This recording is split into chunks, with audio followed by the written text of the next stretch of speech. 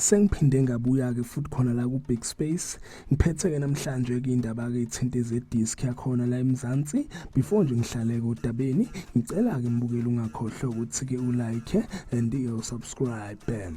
Namhlanje ngiphethe ke indaba ke trendayo, indaba ke sematheni ethinta ku referee wakhona ke la eMzansi uAbongile Tom. Usenkingeni kuAbongile Tom, kunendaba ke la evelayo ukuthi ke iLibya isifake ke isikhalazo lapha kwaCAF nakwaFIFA ngayeke lapha uAbongile Tom.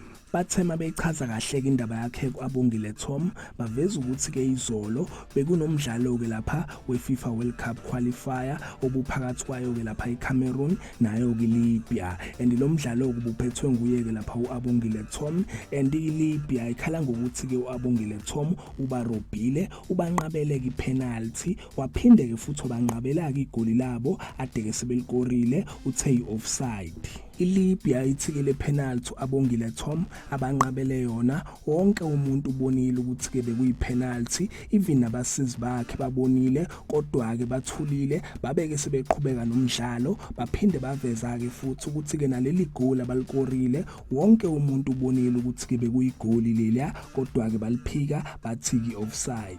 So manje ke kubikwa ukuthi ke iLibya ibisisifakile ke lapha isikhalazo kwaCAF nakwaFIFA ukuba ke beyibhekisise beyibuyekeze kahle indaba yakhe kuAbongile Tom ngendlela ke abambe ngayo lo mdlalo wayizolo obuphakathi kwayo ke iLibya nayo ke Cameroon. And okunye ke abakuvezile labaveza ukuthi ke iLibya ikholelwa ukuthi ke uAbongile Tom yonke ke lento ayenza izolo uyenze ngenhloso.